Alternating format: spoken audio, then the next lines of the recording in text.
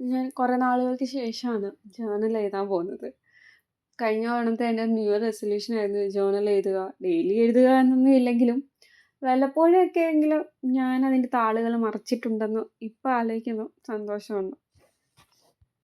ഈ journal October 15 ഒരു ഓർമ്മ പുതുക്കലാണ്. ഏകദേശം ഒരു നൂറ്റാണ്ടുകൾക്ക് മുമ്പ് ജീവിച്ചിരുന്ന, ഇന്നേക്ക് 108 വർഷങ്ങൾക്ക് മുമ്പ് ജീവിച്ചിരുന്ന ഒരു യുവതി, ഒരു ചാര വനിത. അവരെ പറ്റി ഈ ജേർണലിൽ ഉൾപ്പെടുത്താൻ കഴിയുന്നത് എനിക്ക് എന്തെന്നില്ലാതെ ഭയങ്കര സന്തോഷം തോന്നുന്ന കാര്യമാണ്. ഒരു നൂറ്റാണ്ടിന് മുമ്പ് ജീവിച്ചിരുന്ന ഒരാളോട് നിങ്ങൾക്ക് സ്നേഹവും അനുകമ്പയൊക്കെ തോന്നണമെങ്കിൽ എന്തെന്നില്ലാത്തൊരു പോസിറ്റീവ് സൈഡ് അവരുടെ നമുക്ക് കാണാൻ പറ്റിയതുകൊണ്ടല്ലയോ.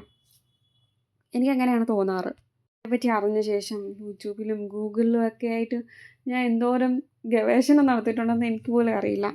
ആദ്യമായിട്ടാണ് ഞാനൊരു ബുക്ക് വായിച്ചതിന് ശേഷം അതിലെ വ്യക്തി കഥാപാത്രത്തിനോട് എനിക്ക് എന്തെന്നില്ലാത്ത സ്നേഹവും ഒക്കെ തോന്നുന്നത്, അവരെപ്പറ്റി കൂടുതൽ അറിയാൻ വേണ്ടി ശ്രമിക്കുന്നതെന്ന് വേണം പറയാം. ഇനി ഇതാരാണെന്നില്ല, ഇതാണ് മാതാഹരി.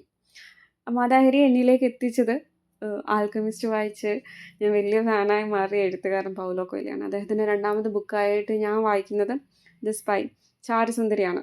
ഇത് വായിച്ചതിന് ശേഷം അദ്ദേഹത്തിനെക്കാട്ടിലും കൂടുതൽ എനിക്ക് എന്തെന്നില്ലാത്ത സ്നേഹവും അനുകമ്പയും തോന്നിയ വ്യക്തിയാണ് മാതാഹരി.